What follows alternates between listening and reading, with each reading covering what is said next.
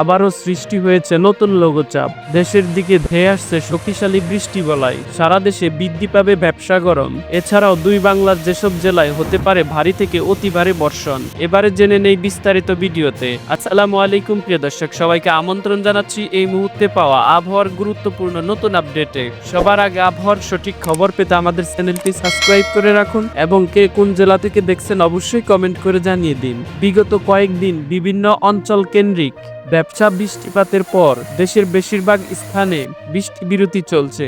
একই সাথে বেড়েছে ব্যবসা গরম।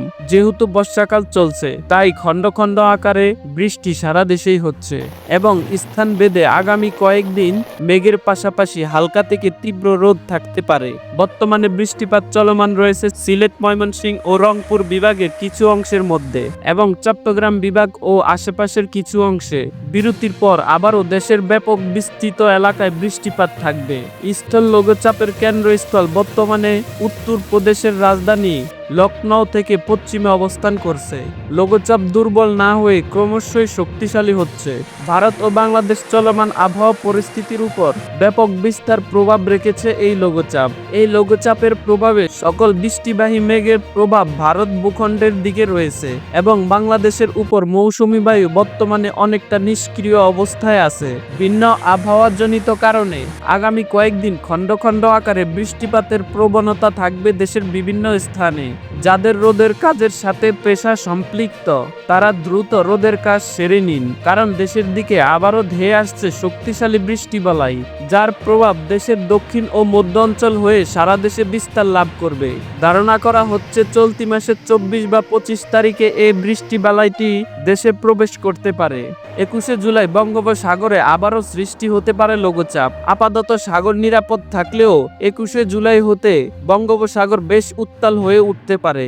এদিকে আবহাওয়ার আরেক সতর্কবার্তায় বলা হয়েছে, মৌসুমী বায়ু সক্রিয় ও স্থল লঘুচাপের কারণে এখন থেকে পরবর্তী 24 থেকে 48 ঘন্টার মধ্যে কিশোরগঞ্জ, ময়মনসিংহ, জামালপুর, শেরপুর, নেত্রকোনা, সিলেট, সুনামগঞ্জ, হবিগঞ্জ, মৌলভীবাজার, রংপুর, দিনাজপুর, গাইবান্ধা, কুড়িগ্রাম, লালমনিরহাট, নীলফামারী, ঠাকুরগাঁও, পঞ্চগড়, ঢাকা, গাজীপুর, নারায়ণগঞ্জ, চট্টগ্রাম, কক্সবাজার, রাঙ্গামাটি, খাগড়াছড়ি ও বান্দরবান সহ এ সকল জায়গায় কোথাও মাঝারি আবার কোথাও ভারী ধরনের খণ্ড খণ্ড আকারে বৃষ্টি অথবা বজ্র সহ বৃষ্টি হতে পারে।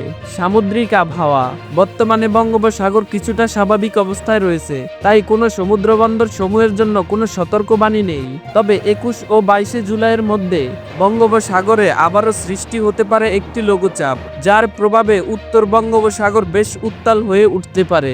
এছাড়াও দেশের অভ্যন্তরীণ নদী বন্দর সমূহের জন্য কোনো সতর্কবাণী নেই এবং কোনো সংকেতও দেখাতে হবে না।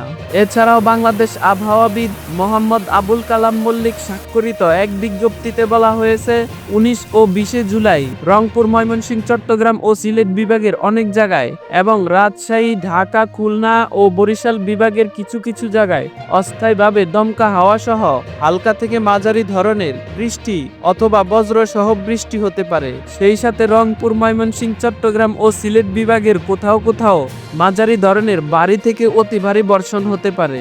সারা দেশে দিন ও রাতের তাপমাত্রা সামান্য বৃদ্ধি পেতে পারে। তো প্রিয় দর্শক, এ ছিল আমার হাতে থাকা আবহাওয়ার কিছু আপডেট। নিয়মিত আবহাওয়ার সঠিক খবর পেতে আমাদের চ্যানেলটি সাবস্ক্রাইব করে আমাদের সঙ্গেই থাকুন। ভিডিওটি দেখার জন্য আপনাকে অসংখ্য ধন্যবাদ।